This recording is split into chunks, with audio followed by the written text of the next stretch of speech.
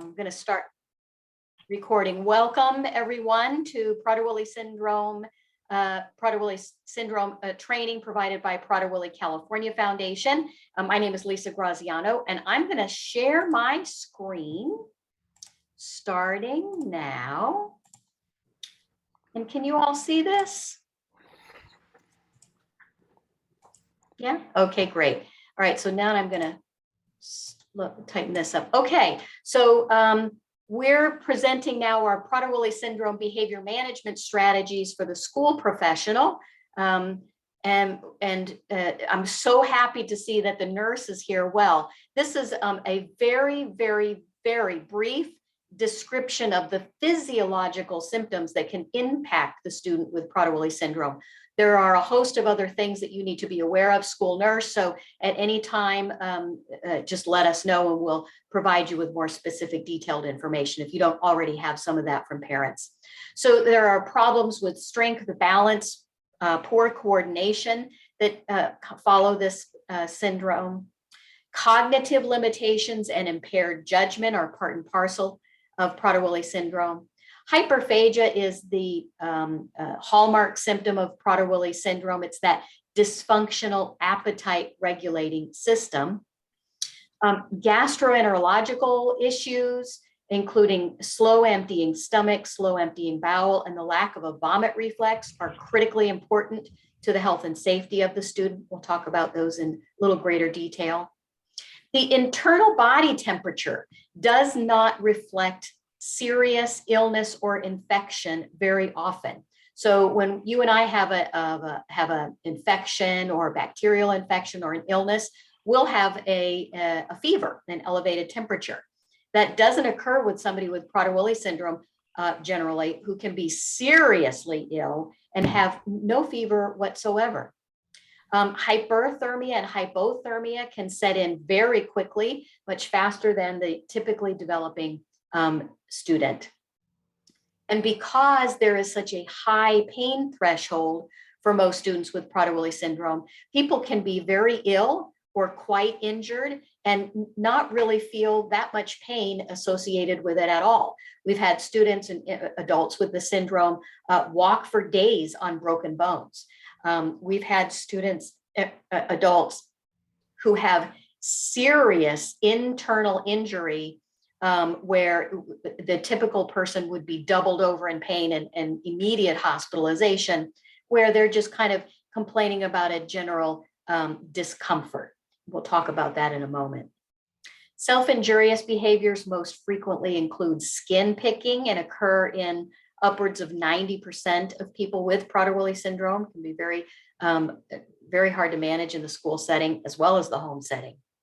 Speech and language problems are typically very frustrating for not only the student with the syndrome, but for everybody interacting with the student. And just so you know, dyspraxia or apraxia of speech is a very common and undiagnosed specific speech and language disorder that's common to Prader-Willi syndrome. Disordered sleep is part and parcel of this syndrome as well, and can cause excessive daytime sleepiness and irritability. There are also narcolepsy and cataplexy disorders that are very common in this syndrome. Temperament and behavior issues rival hyperphagia symptoms in terms of their impacting negatively the student with the syndrome. And that's really the thrust of our focus today, is to give you a lot of tools to manage those behavioral issues. And in part of the social, psychological, and psychiatric issues that impact behavioral issues or cause problems is that high level of anxiety, which we'll be talking about. And one thing I want you all to know is that I don't know whether this student has this symptom or not, but I bring it to your attention because it is so problematic in those people who do have this symptom, where they lie. Most people will lie to get out of trouble or be seen as doing something naughty or something they should have done. But confabulation and most worrisomely, that's a word, is the confabulated false allegations of abuse. not only of teachers, but of parents, of counselors, etc., is not uncommon at all. So I bring it to your attention because it does occur. So the hyperphagia that is symptomatic of Prader-Willi syndrome is the dysfunctional appetite regulating system. It is a physiological, neurological, brain-driven drive to eat or obtain food that lasts throughout the lifetime. So the brain functions as if the body is starving. So it's a starvation model, actually, so that it drives the individual to find as much food as possible, to eat as much food as possible, or store, hide as much food as possible. There's no brakes on satiety. There's no real, genuine feeling of fullness. The brain tells the body to store all consumed food as fat in the body, and it lowers the metabolic rate to almost half in order to conserve energy. The vomit reflex is absent because it's a central nervous system dysfunction, Prader-Willi syndrome. The body does not expel consumed poisons, too much food, and rotten food. It doesn't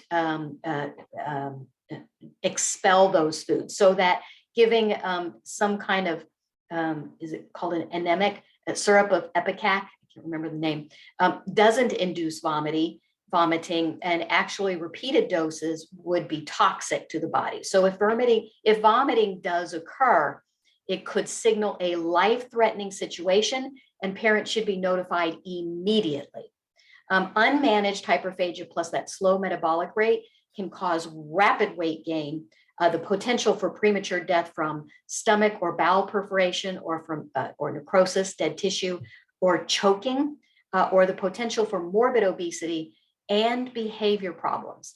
It's important to know that death can occur from even a single overeating food binge episode. And because this student has been thin all of his life, like other people with Prader-Willi syndrome who've been thin all of their lives, he is at increased risk, unfortunately, to a severe problem or death from even a single food episode or overeating episode. It is important to note that Prader-Willi syndrome is not an eating disorder. Prader-Willi syndrome is a genetically based medical disorder. There is no known medication to treat the hyperphagia food drive. There is no learning to control that hyperphagia food drive. Current management worldwide is 24/7 supervision. That means monitoring the individual at all times, day and night, and adhering to what's called the principles of food security throughout the lifetime. So no one known to be diagnosed with PWS can successfully live independently. Those who have tried have either become morbidly obese and returned to a supported residential environment, or they've died. So for the duration of the lifetime, life is lived in the family home or a PWS designated residential setting. So the goal of educating this student is not to teach independent life skills. These could cause serious consequences. So later in life, I know he's a little bit too young for some of these, but we're not going to be teaching him to take the bus independently, public bus, to take Uber independently, because these equal access to food and a potential for death. There is no independent use of money or credit cards, because money equals access to food. The student should not be subjected to cooking classes, which kind of occur more frequently even at the lower educational or grade levels. There shouldn't be any purchasing of food at the mall, or teaching the skills at the mall setting in a food court, which is very typical in transition programs, because these create enormous amounts of anxiety and the potential for dangerous food-related incident. The PWS hyperphagia food drive underlies many maladaptive behaviors, but there are a multitude of neurological issues that contribute to unwanted behaviors as well. And it's anxiety at the base of these. So almost every single person with PWS has high levels of anxiety. It's that excessive worry or fear, unrealistic view of problems, and they lurk just below the surface, just ready to react to the next real or perceived stressor. Anxiety can cause maladaptive behaviors that look like arguing and defiance, verbal and physical aggression, elopement, repeated questions, excessive talking, and skin picking. If you see any of these, your very first thought is, what is making this student anxious? And then how do we work to reduce that anxiety? The more you're aware of PWS and what might be going on underneath the behavior that's creating that or causing that anxiety, and the more you're aware of how this particular student may think as influenced by Prader-Willi syndrome, the greater success you're going to be able to intervene and avoid an unwanted behavior.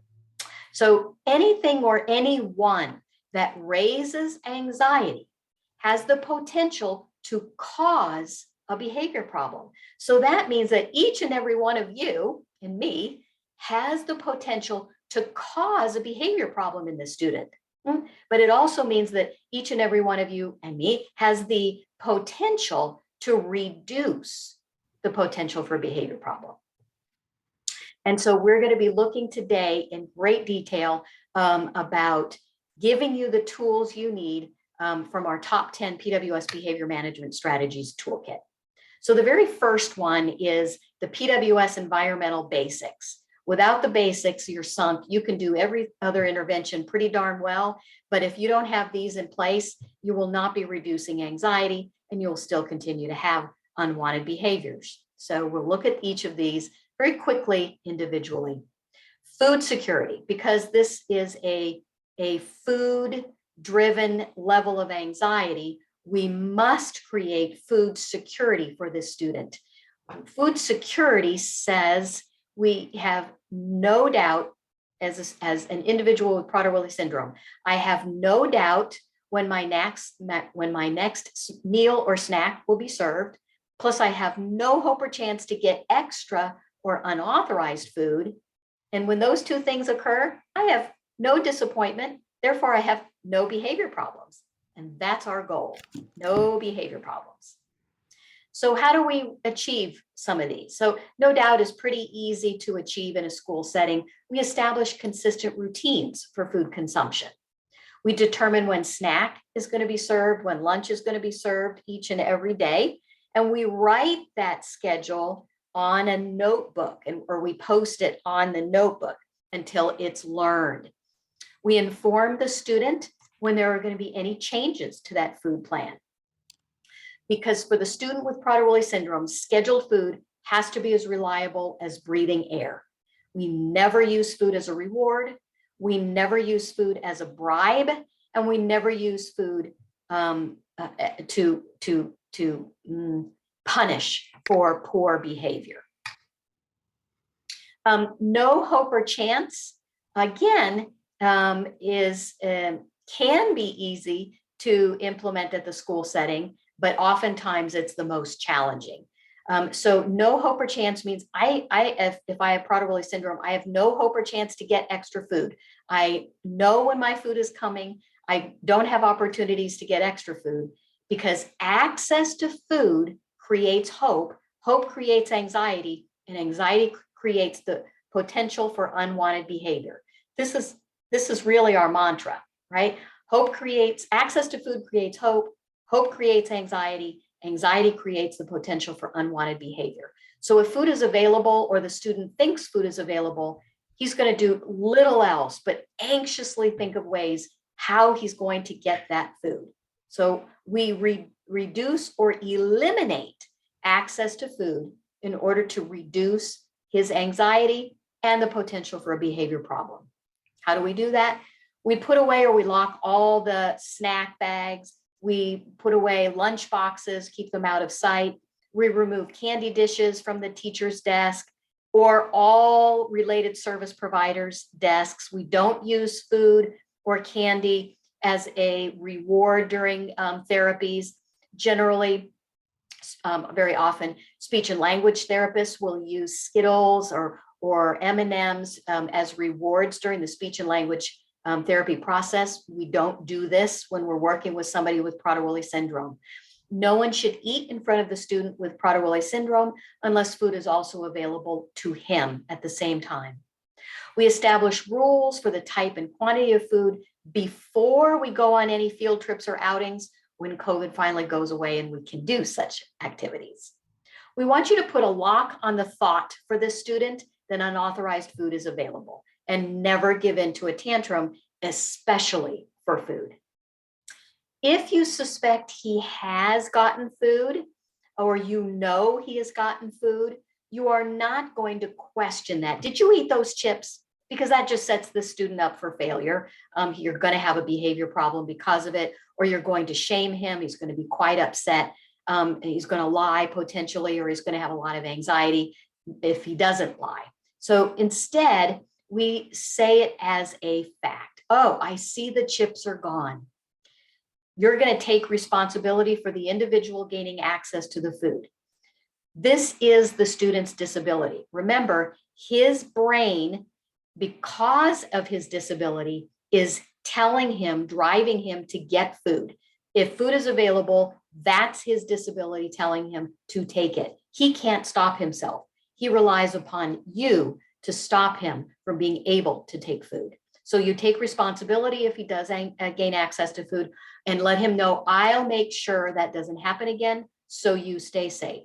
Then you secure that food source, and then without him knowing,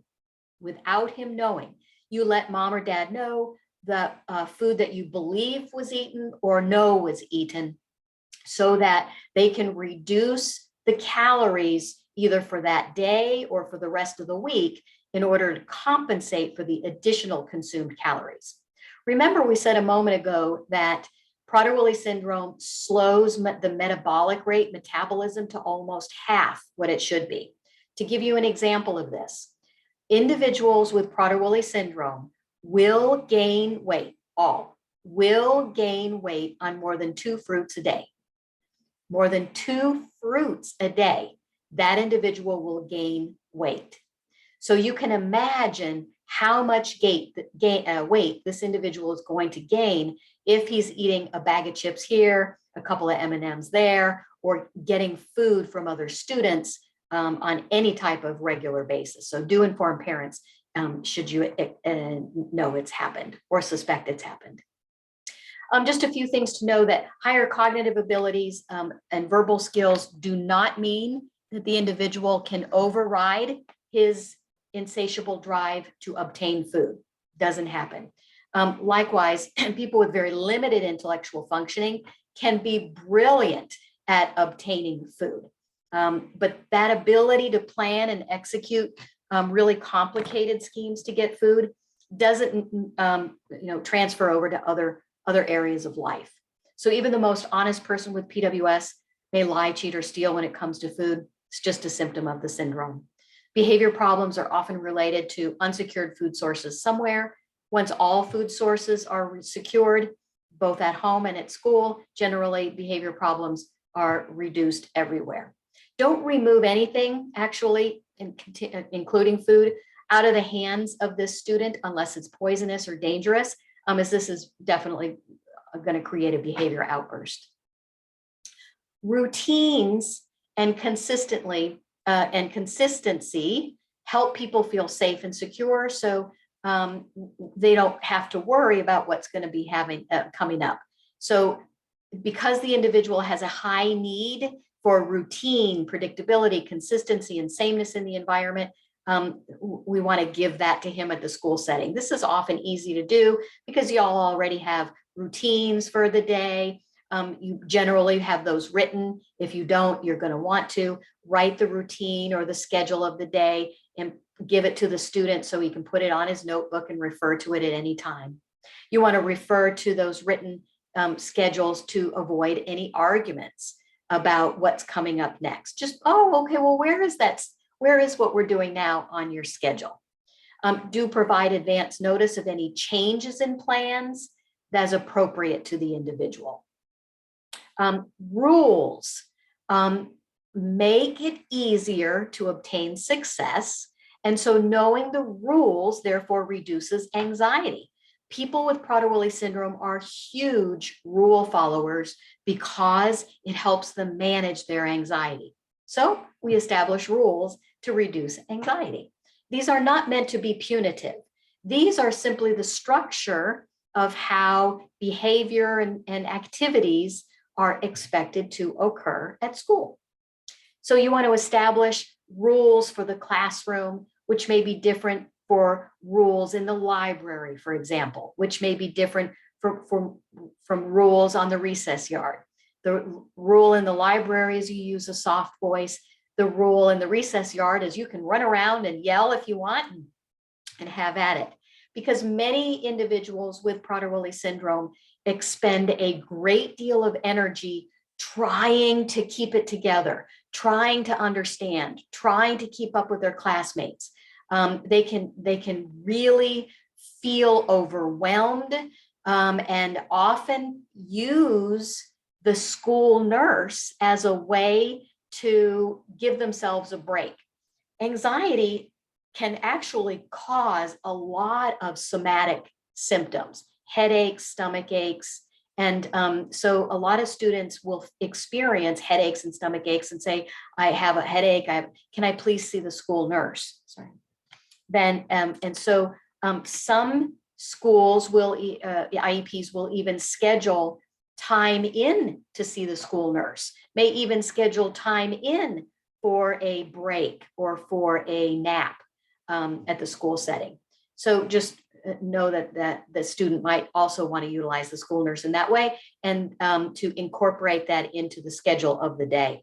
The principal is also seen as the hierarchical, ruler of everything. So if this student doesn't like what he's hearing from the teacher or from the OT or from the PT or speech and language, et cetera, whoever, they may say, I want to speak to the principal. So do make some rules how you access the principal. Okay, great. Well, how do we access that principal again? Well, we make an appointment and then we wait to get the appointment confirmed and blah, blah, blah. When something's understood as a rule, it's more likely to be followed, especially if the individual had some input to creating the rule. So include him as much as you can in the creation of rules, and then post those so they're easily seen, and then do establish the rule that teachers get to change the rule if necessary. Boundaries define limits and provide structure to relationships. And these are critically important to people with Prader-Willi syndrome because they reduce anxiety. I like to think of boundaries as the tether that keeps him tied to his core, home base, the ship, because otherwise, if he's not tied to the home base, he's going to float out into space. And that's really what anxiety feels like. It's just overwhelming. So create those boundaries to help reduce his anxiety. How do we do this? You're the authority. You're not authoritarian, because authoritarian styles remove control from the individual, do it because I told you to, and they activate oppositional thinking and behaviors that are already part and parcel of this syndrome. You're the fair authority so that your student can feel safe and supported. In general, you're just going to define your boundaries gently, but firmly with authority and empathy. And as we'll see in a moment, empathy is a very, very critical intervention with someone with Prader-Willi syndrome. Say what you mean and mean what you say. Don't promise to do anything that you don't intend to follow through on. You really do have to be the reliable authority. And don't threaten to remove privileges. Removing privileges or punishment, it's not something we generally do at school, but they do not work with somebody with Prader-Willi syndrome because it creates more behavior problems in the moment. It doesn't teach what to do next time. So don't do it. Praise, as you'll see, is what is the most effective. Don't allow yourself to be manipulated. When the individual believes they've manipulated you, now the hierarchy of power is completely flipped. Now they no longer feel safe and secure, knowing that you're going to keep them safe and secure. So their anxiety is increased significantly. If the individual has refusal behaviors, like a sit down tantrum, some behavior like this in order to get out of doing something. For instance, if the student refuses to come in from recess because he doesn't want to go to math, because he doesn't like math. So he thinks that if he refuses to come in and stays out on the playground having a temper tantrum, that if he waits long enough, he'll miss math and then he gets to go to English, which he loves. That I just made that up. I don't know anything about that student. So what we need to do is establish something where the day stops here. So no matter how long he has his tantrum outside, the next thing that occurs is the next thing on the schedule. That means he does have math, whether it's, a little bit of math in order to catch up. But this is where that one-on-one supervisory aid support is absolutely critical, so that the aid stays with the student and helps him progress through his day while the class continued on with their day. Calm responses from you as the care provider are absolutely critical, because this will set off most students with Prader-Willi syndrome. Now, we're not talking about you have to use a soft voice. You can be really animated and loud and excited, but we're talking about critical voice, sounding voices, et cetera, et cetera. Okay. No matter how upsetting the individual with Prader-Willi syndrome is making you, you must exude calmness on the outside. So do whatever you have to do in order to do that. Do listen to the student if he says, leave me alone, and step back. Don't look at him anymore directly. Look at him at the peripheral of your vision to keep him safe. Don't say anything anymore because he needs time to cool down. Otherwise, I don't know about the student in particular, but many will become physically, out of control and maybe hit somebody. Calm responses from you are critical too. Do know that many people with the syndrome like drama, so don't engage in drama, and respond to tantrums with as much indifference as boredom as you can muster. Don't engage in back and forth arguing about temper tantrum stuff, as you'll see. That doesn't help. Ignore tantrums. Don't try to cajole the person to get up. Let's go. If it doesn't work, we've got some strategies to help you do that. Do know again that lying to avoid blame or gain an audience is very common, and in some students with the syndrome, confabulating or making up stories are also do also occur. Don't give in to a tantrum. The more you give in to any tantrum about anything today, or give in about anything today, the more the individual has learned all they need to do is be more aggressive or louder, wait you out longer, and eventually you'll give in. So don't do that. Think long term. Don't give in to a tantrum. All of that was just the basics, right? The environmental basics. Now we get into the nitty gritty. Empathy is our intervention number 2.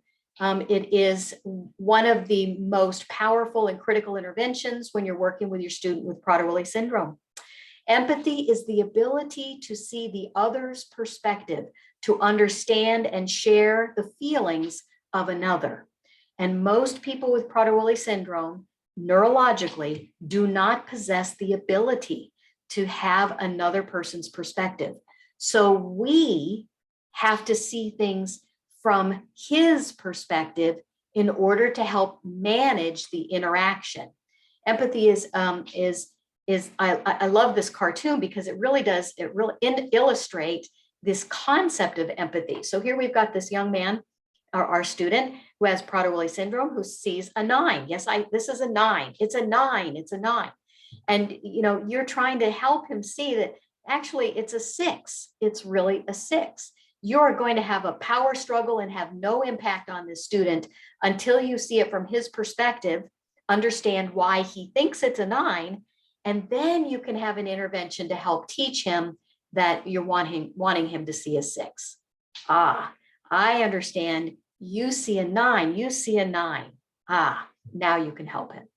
Words and phrases that express empathy are critically important, but at its most basic form, really just repeat back the exact words you heard your student say.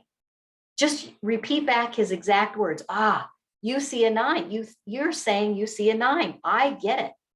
I get it. You see a 9. What a bummer. I keep saying 6 and you keep seeing a 9. What a bummer. What a disappointment. I know you want that, honey. It's not fair. That's another really big one. Is you can use empathy by getting to the basic of something, the heart of something. If he's thinking it's not fair, then say it. Empathize with him. It's not fair. Empathy is neither agreeing nor disagreeing, and it's definitely not giving in. It's simply communicating that you understand the perspective, want, or need, or concern that this student has. So getting into his mindset, what's it look like from his perspective? Understand it from his perspective. And don't be afraid to highlight how awful it must be or how great it must have been for the individual. So if he's saying, I lost my book, I can't find my book anywhere. And if your words, you know what, honey, your book is in your locker. We'll get it at our next, time we go to our locker. If that doesn't immediately calm him and you hear, oh, okay, then abandon that. Go right to empathy. Oh, you think you lost your book. Oh my gosh, that's terrible. You think you lost your book. That would be horrible if you lost your book. You're not agreeing, right? Genuine empathy, you think, you're sure, I hear that you want. Genuine empathy will not make things worse. Genuine empathy lets him know you understand his concern, so he doesn't have to keep turning up the volume of his concern.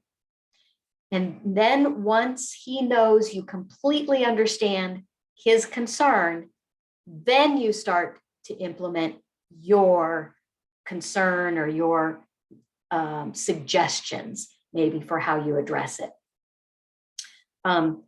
This is a very important intervention to reduce anxiety and disappointment.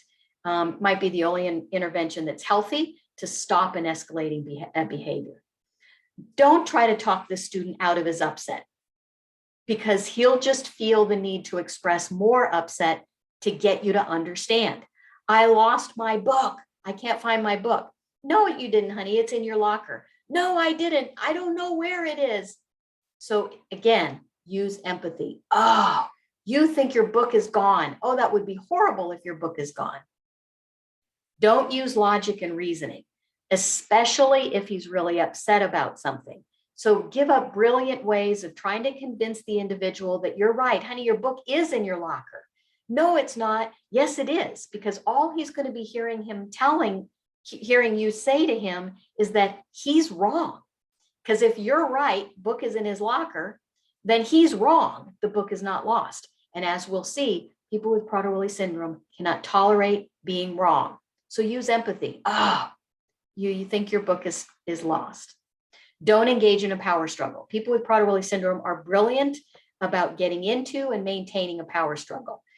Disagreements can be quickly ended if you do a strategy like, okay, honey, I'll say one more thing, and then you say one more thing, and then let's talk about something else. And then literally don't say another word. That can be helpful. Don't argue with somebody with Prader-Willi syndrome. You can't win. You're constrained by logic and reasoning, but the individual with PWS is not constrained by logic and reasoning. An example of this is we had a student once who was asked, I see you ate that chocolate cake. No, I didn't. Well, honey, I see you ate chocolate cake because there's chocolate frosting on your face. No. Someone ran by and put that chocolate frosting on my face. Right? That's a real life example. You're constrained by logic and reasoning. No, honey, nobody did that. But the person with the syndrome will go on and on and on and think of some fantastical ways that for reasons why they have frosting on their face. Distraction after empathy can be helpful. I understand you really are concerned about your book. Boy, this is terrible if we can't find your book. Oh my goodness, did you see the mural that those other students painted? That's pretty cool, huh? Only after empathy can you try distraction. Intervention number 3, paint the picture. Knowing what to expect reduces anxiety and the potential for unwanted behavior. So paint the picture before entering any situation, before teaching anything new, explain in detail what's going to happen, what things will look like, etc. Paint the picture, especially before going into the library, going into an auditorium for some event. Paint the picture of what is expected to occur from the very moment we start the process of lining up in line, single file, teach what single file means, and then what it's going to look like when we get into the auditorium. It might be loud, but we're going to stay with our class, and then we'll all sit down on benches and we'll stay through.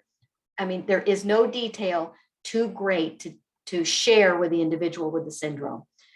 Do know that giving too much advance notice about something new in the schedule can create anxiety for some people. Not giving enough advance notice creates anxiety. So work with parents, because finding the right timing for the student is pretty important, but it's really not easy. So parents may be able to give you some insight into how much advance notice should we give if there's going to be an assembly or if there's going to be a fire drill, etc. Anticipate that what you do this time will be expected to occur next time, and disappointment will result if it doesn't occur, if it's not fixed first, which brings us to our next intervention: fix a past goof. Paint a new picture to create appropriate expectations for the student. Otherwise, he's going to think that what we did last time will happen this time. If he liked it last time, he'll be disappointed if it doesn't happen this time. Likewise, if he didn't like it last time, he'll have anxiety thinking it's going to happen again this time. So fix the past goof. How do we do that? Bring up the issue that needs fixing. Hey, remember the last time we went to the library and we got a lollipop on the way out? Incorporate empathy. Remind the individual how wonderful or bad it was last time. That was really cool, huh? That we got a lollipop. That was a pretty unexpected treat, wasn't it? Preface the fix by reminding the individual of the benefit to him. We always want to do what's best for you, don't we, Del? Huh? So this, and then introduce the fix. So this time, when we leave the library, you won't get a lollipop. Nobody's going to get a lollipop, because we always want to do what's healthy and best for you and the other students. Our next intervention is preferred choices, creating the win-win. Prader-Willi syndrome causes oppositionalism neurochemically. The brain's automatic reaction is typically to respond with no, and this looks like oppositional, defiant, argumentative behavior. Do you want to put your backpack on? No. Do you want to put your books in your locker? No. Do you want a bowl of ice cream at lunch? No. I mean, yes. Automatic, even if it's something we want. So we avoid yes, no questions. We instead offer win-win preferred choices to reduce oppositionalism and improve cooperation. Make everything the individual's choice within your win-win preferred options. This gives your student the experience of control, but not too much actual control. Do you want to put your backpack under your chair or on the hook, if that's an option? Do you want to work on this project for another 5 minutes or 7 minutes? Even though your student may have, and most don't, any concept of time, you're putting a boundary around it and you're giving him preferred choices of time, 5 and 7 minutes. Now your student will pick either which one, and now he has a boundary for that. Do you want to watch me set the timer or not? Is a preferred choice option. Everything can be made a choice. When my son was younger, we made a joke because I said, Cameron, Mom Goof, we don't have any more total cereal. So today your choices for cereal are Cheerios or Cheerios. What's your choice? And he thought for a minute and he said, I think I'll have Cheerios. He experienced it as his choice. And that's where we want to be, because if he chooses it, we got no problems. Avoid open-ended questions because these can be very difficult to process. For instance, what book do you want to check out in the library? Too much. Do you want to check out book A or book B? Preferred choice, and that helps reduce anxiety. Do avoid ambiguity, maybe later, we'll see, create anxiety. So if you don't know something, just say that. I don't know, as soon as I know, I'll let you know. Avoid hurrying with your words because oppositionalism sets in often when we say to the person with Prader-Willi syndrome, please hurry, let's hurry, let's hurry. There's either anxiety attached to that or oppositionalism that sets in. If you want me to hurry, watch and see how slow I'll go. So instead, we want you to kind of incorporate music and fun games. I bet you I can beat you up that hill, or I bet you can't beat me up that hill. Little quick, brain interrupting tunes like do diddle diddle diddle diddle. This again is where your one-on-one support aid can be extremely helpful. Allow lots of time for the brain to process past its natural oppositionalism and build in extra time wherever you go. Again, place for that aid to come in really handy. I don't know if the student has obsessive compulsive tendencies. Almost everyone does, but preferred choices can be helpful in managing this symptom as well. Just giving those preferred choice options to boundary things. I see you really like purple paper. Purple is such a beautiful color, empathy. I like purple too. Do you want to take 3 pages or 5? Do you want to put 5 pages back or 7 if they took a whole handful? Our next intervention is disguise the nose. Here's Mrs. Disguised Up Mrs. Doubtfire, going to teach us about that. Anything that looks, sounds, or smells like a frustrator could be a behavior problem in the making. The word no is an automatic frustrator. So we use no and but very sparingly, and we disguise them whenever possible. How do we do that? The individual says, I want to go to lunch now. Instead of saying, no, it's not time for lunch yet, we say, me too. I love lunch hour. Did you bring a good lunch? We're going to empathy. Oh, what did you bring for lunch? Oh, I love that. Sounds delicious. Is it delicious? Take the few moments to do that. As soon as we finish math, it'll be time for lunch. And then we'll go to lunch with the whole class. So use empathy gently, unswervingly. Don't increase the time. Okay, well, we'll go to lunch in a minute early. Don't do that, because a minute early today means they can push your boundaries and tomorrow could be 2 minutes. And if they don't push your boundaries tomorrow, because they did it today, disappointment will ensue. And now you've got a behavior problem in the making. Use that broken record technique. Yes, as soon as we finish math, we'll leave for lunch, but I want to go now. I know. You have a great lunch you have packed. As soon as we finish math, then we go to lunch. Schedule non-preferred tasks before preferred tasks. So first we have math, then we have lunch. So lunch is after math. Keep the individual thinking versus spiraling deeper into a negative behavior. What do you think we could do about that? Maybe X or Y? No, don't give him the answers, because oppositional brain will, no matter how brilliant it is, he'll say, no, we can't do that. No, we can't do that. But if you give him a couple of options and help him think and stay in the thinking mode, that will serve you better. Allow for the possibility of rightness, because most people with Prader-Willi syndrome have a strong need to be right at all times and at all costs. Disagreements can quickly turn into power struggles that have a life or death feel to them over nothing, because to the person with Prader-Willi syndrome, being wrong feels deathly intolerable.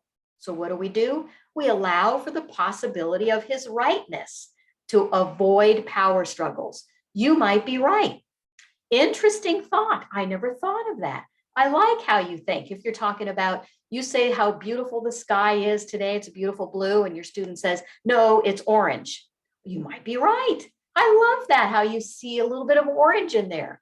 I like how you think. You're certainly not going to use you might be right if you're trying to teach your student 2 + 2 is 4, and he says, no, it's not, it's 5. You might be right is a silly intervention to use. Instead, we'll pull out, isn't that interesting? You think 2 + 2 is 5, and I'm pretty sure 2 + 2 is 4. Huh, isn't that interesting? I wonder why you think that. And then stop talking, allow his brain to process past his oppositionalism and kind of become a little bit more flexible. Remember, flexibility, no bueno in most people with Prader-Willi syndrome. So this is a very nice strategy to get around that. Again, anticipate that lying to get out of trouble is anticipated. And so you can so quickly find yourself in a power struggle over blame. Don't blame me. I'm not blaming you. Yes, you are. You're blaming me. No, I'm not blaming you. Instead, say, I hurt you, honey. You don't want me to blame you. I totally get it. You don't want to be in trouble. I totally get it. Genuinely empathetic. Many people with the syndrome believe they should already know something, even if you've never taught it before. So they may either argue with you or they may fake it. So that if you're trying to assess, does the student know what the word onomatopoeia means? I don't even know what it means. If the student knows what the word myriad means, he may say yes, and have no clue whatsoever what the word myriad means.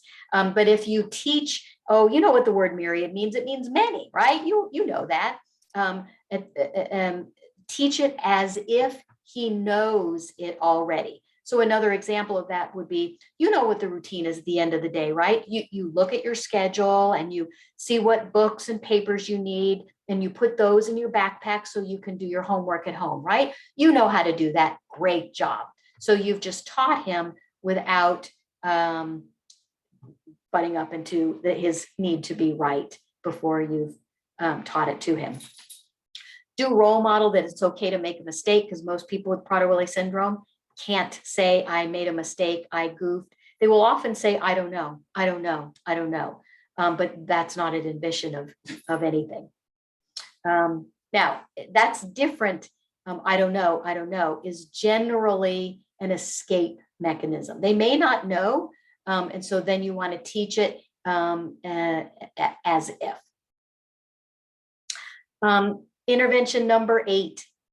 For most people, it is all about me. So we want to use the brain's natural egocentrism to our advantage. Because again, people with Prader-Willi syndrome, because of a neurological deficit, cannot see things from others' perspective. So that looks like very self-centered, selfish, egocentric behavior. It's just the brain's neurochemistry. And so we utilize this in order to increase cooperation. How do we do that? Don't say, if you don't hurry, the whole class is going to be late to the library, right? Because this student may really want friends in his class and want to fit in and stuff. But that doesn't mean he's going to hurry at all. Do say, however, if we get to the library on time, then we'll get back to class in order for snack, or then we get back for English if he likes English, or art class, right? It's got to be something motivating for him. Or, hey, your yelling is disturbing the rest of the students. For some people that might work. It doesn't generally work for the student with Prader-Willi syndrome, who really could care less whether their yelling is disturbing other students, because they're advocating for themselves and they want what they want when they want it, which is right now. So do say, I hear that you want XYZ. When you speak softly and calm your body, we can talk more about getting you what you want. Do teach others perspective. This is again where the aid can come in really, really helpful in helping to teach more social skills. Also a great place for your SLP to start working on third party perspective and teaching those social skills. And utilizing that egocentric thinking to your advantage. Now that you're, I don't know if the student is 8 years old, I wonder if you're mature enough to lead the class to the library. I don't know though, do you think you're mature enough? And then most people with the syndrome will readily say, yes, I am mature. And then they'll actually rise to that level of competency. Motivate externally, because most people with Prader-Willi syndrome are not motivated internally. They rely upon your verbal praise or encouragement, affection, high fives, special time earned with somebody, getting to be the special helper. These are the things that will motivate them to improve their behavior or performance. Token reward systems generally work really well with people with Prader-Willi syndrome, as long as you're not losing points, and as long as the point system is very easy and very fair to the individual. Do participate in things alongside the individual. If your individual has a hard time going with the group, we can look at utilizing this wonderful strategy. One of my employees years ago taught me, lead like a mama duck. Just let me know if you want to learn that. Never use food as a motivator, incentive, reward, or punishment. It will backfire on you. Do remember that executive functioning skills are deficits that are quite common in most people with the syndrome. So this student is going to need some support throughout his child educational years and throughout his lifetime. Common sense and judgment, again, are very much typically impaired, so we'll need some support throughout his lifetime. And again, guide to solutions and problem solving strategies with him, instead of giving him the solution and telling him how to do, because he's going to need help to develop these skills, problem solving skills. And he can't develop those if you're just solving problems for him. Do remain vigilant against delusional grandiosity. Many students with the syndrome will tell you, oh yes, I can climb to the top of that ladder and I can slide down really great, or I can swim in a pool. I've got lots of medals from swimming in a pool, and they can do it, tell you that very convincingly, but are very not able to do that and could pose serious safety hazard. Our last intervention is that of using transition prompts to increase flexibility. Here's a nice flexible Shakira. Many people with Prader-Willi syndrome have attention deficits.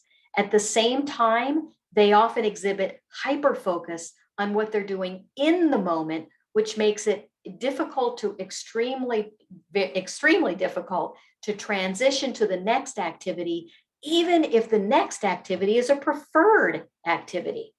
So use limited preferred choices. Do you want to stop in 3 minutes or 5 minutes? Use transition prompts to help prepare the brain to move to the next activity. Okay, we're going to be working on our next activity in 5 minutes. 5 minutes, we're going to have to start finishing up what you're working on. Okay, 3 minutes, we're going to need to stop, start putting your things away, and then count down that away. Provide lots of empathy. I know it's really, really hard to stop, isn't it, honey? You don't want to stop. I understand. And you chose 5 minutes to stop, so it is time to stop. I know it's really hard to stop, isn't it? Empathy, empathy, empathy. What we want to do is avoid problems. We're running low on time, so I just want to very quickly address that excessive talking or repeated questions may reflect a short-term memory deficit. So if this student is asking your same questions 2 to 3 times, you'll answer it, and then at the 4th time, you'll turn it around. You know, honey, I've answered that same question 3 times. You tell me what's the answer. Are we going to the library today? If he says yes, that's the correct answer. We're going to the library. Now you know it's not a short-term memory deficit. It may be reflecting anxiety. And so now you want to work to explore what's creating anxiety for the student along the way to the library. It could be that the student is engaged in trying to connect with you through repeated questions or constant talking. So you want to engage the student in dialogue rather than monologue or excessive questions, or help him get to another topic, and do help him engage with peer play, not just adult play. Many students with Prader-Willi syndrome, I believe, are undiagnosed and actually have a nonverbal learning disability. So do assess for that, school psychologist, and you may find it. Again, use of consequences and punishment don't work with people with a syndrome for a multitude of reasons. The handout that you have, I hope you have it. If not, I'll send it with the YouTube. They don't work. So here's the reasons why. And again, you'll never use food to punish. Remember, as the professional, you are absolutely critical for that to the health, safety, and overall quality of life of the student with Prader-Willi syndrome in your care. Bear in mind that everybody has a bad day now and again, including people with Prader-Willi syndrome. So even the most brilliantly implemented strategy that you come up with won't necessarily work all of the time. That's just PWS, and actually that's just life. But when you incorporate the strategies that you've learned here today, you will create an environment that inspires greater overall cooperation, increased fun, and less stress for not only your student with Prader-Willi syndrome, but for everybody in the school environment. So on behalf of him, his family, I thank you for your attention and your expertise. And I'm going to stop the share, other than to let you know, here's my contact information on the handout that I'll be giving you. I'm going to stop the share so that we can answer or address any specific questions that you've got.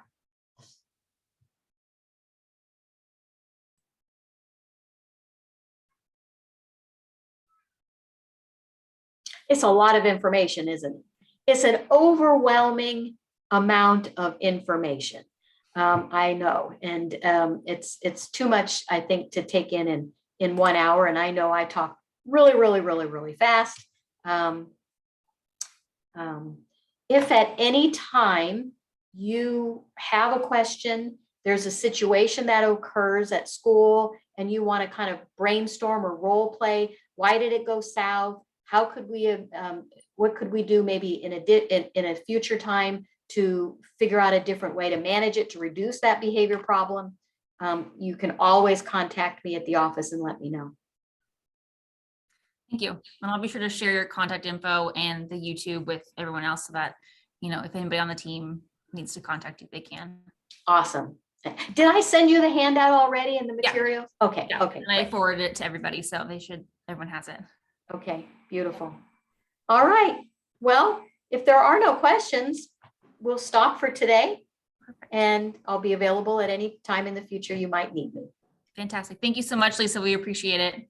Absolutely. Thank you, guys. Thank you. Bye-bye. Thank you. Bye. Bye.